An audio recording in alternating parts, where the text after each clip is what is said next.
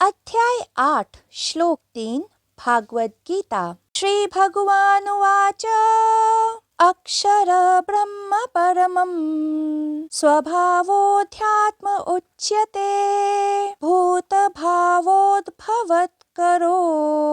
विसर्गः कर्म संहिताः।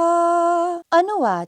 श्री भगवान ने कहा, ब्रह्म परम अक्षर है, अपना स्वरूप आध्यात्म कहलाता है और जो प्राणियों के अस्तित्व का कारण बनने वाला त्याग है वह कर्म कहलाता है। व्याख्या। अर्जुन का प्रथम प्रश्न था कि ब्रह्म क्या है। अब योगेश्वर श्री कृष्ण अर्जुन को उत्तर दे रहे हैं, जिसका कभी नाश न हो वह ब्रह्म है। किंतु इस जगत में तो ऐसी कोई भौतिक वस्तु है ही नहीं जो नाशवान न हो। हर प्राणी के जन्म के साथ ही उसकी मृत्यु निश्चित हो जाती है। किसी भी भौतिक वस्तु की उत्पत्ति के साथ ही उसका विनाश भी निश्चित है। और श्री कृष्ण कह रहे थे कि जिसका विनाश न हो वह ब्रह्म है। किंचित अर्जुन यह समझ ही नहीं पाए जो श्री कृष्ण कह रहे थे, क्योंकि वो तो मानकर बैठा है कि यदि मैंने कुरुक्षेत्र का युद्ध लड़ा तो मैं अपने सगे संबंधियों की मृत्यु के लिए उत्तरदायी होऊंगा। किंतु श्री कृष्ण तो कह रहे थे कि ये सब विनाशवान है और यदि तू अविनाशी बनना चाहता है तो तुझे ब्रह्म में ठहरना पड़ेगा। किंतु मनुष्य के जीवन में ठहराव कहाँ है?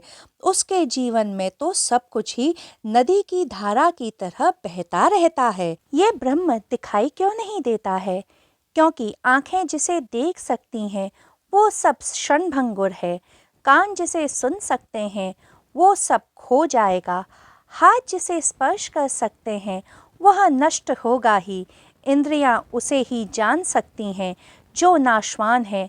ब्रह्म को जानना है तो स्वयं के भीतर उस स्थान को खोजना होगा जहाँ इंद्रियों की कोई गति न हो, जहाँ इंद्रियों का कोई बहाव न हो। किंतु मनुष्य के भीतर ऐसा स्थान कहाँ है जो नष्ट नहीं होता है? वह ब्रह्म है और केवल रूप ही नष्ट हो सकता है, अवरूप नहीं। भौतिक शरीर नष्ट हो जाता है, उसमें वास कर रही जीव आत्मा नहीं।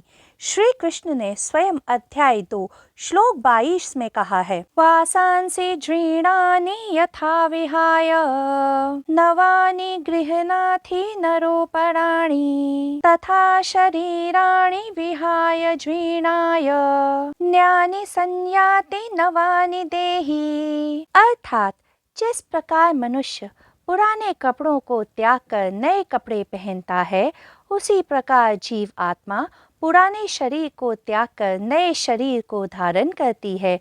वही विज्ञान भी कहता है कि कोई भी वस्तु विनष्ट नहीं होती है, केवल रूपांतरित होती है। किंतु जो इस भौतिक वस्तु के भीतर बदलता नहीं है, उस ब्रह्म को विज्ञान नहीं जानता है। यदि मनुष्य रूप को देखता रहेगा तो वह ब्रह्म को कभी नहीं देख पाएगा, और अरूप को कैसे देखा जाए वह मानव को ज्ञात ही नहीं है। जहाँ जहाँ रूप है वहाँ वहाँ मृत्यु होगी ही, क्योंकि एक रूप दूसरे रूप में परिवर्तित होगा। इसीलिए रूप के साथ, आकार के साथ कभी आनंद नहीं है, दुख ही हो सकता है। इसीलिए श्री कृष्ण कहते हैं कि वह जो अवरूप है, जो निरंकार है, जो शाश्वत है, जो अमर है, जो ब्रह्म है, वही परमानंद है। फिर अर्जुन ने पूछा, आध्यात्म क्या है? तो योगेश्वर श्री कृष्ण ने उत्तर दिया कि अपना स्वभाव आध्यात्म है।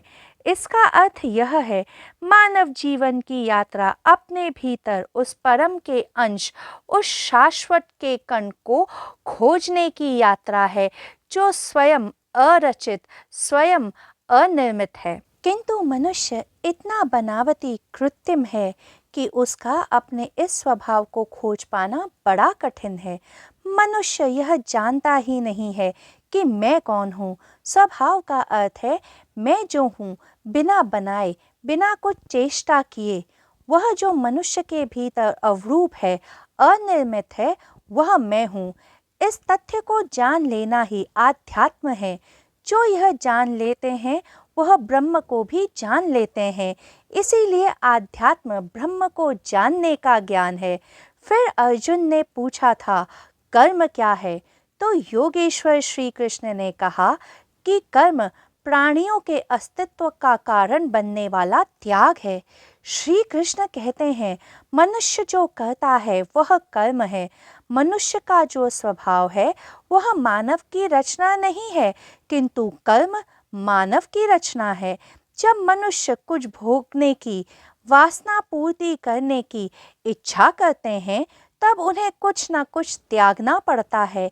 तो योगेश्वर श्री कृष्ण अर्जुन से कह रहे थे कि स्वयं का छूट जाना, स्वयं का त्याग ही कर्म है। स्वयं का स्वभाव आध्यात्म है और स्वयं का त्याग कर्म है। तो जो हम सबके मन में प्रश्न उठता है वह यह है कि क्या मनुष्य को कर्म छोड़ भाग जाना चाहिए? नहीं, श्री कृष्ण कहते हैं कि कर्म छोड़कर भागना भी कर्म ही है। इसी कारण इस श्लोक में योगेश्वर श्री कृष्ण अर्जुन को समझा रहे थे कि मनुष्य जितने भी कर्म अपने जीवन में करे, उसकी स्थापना कर्म में नहीं, अपनी जीव आत्मा में होनी चाहिए। कर्म स्वयं का त्याग तभी बनता है जब मनुष्य के मन में कर्ता का भाव हो। यह कर्म मैंने किया है ऐसा भाव हो।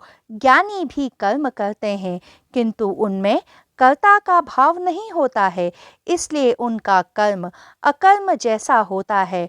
वे सब कुछ करते हुए भी कुछ नहीं करते हैं, इसी कारण उनका कर्म शून्य हो जाता है। किंतु मानव बड़ा अद्भुत प्राणी है। उसे कुछ न करते हुए भी ऐसा प्रतीत होता है कि वो सब कुछ कर रहा है, कि वही करता है।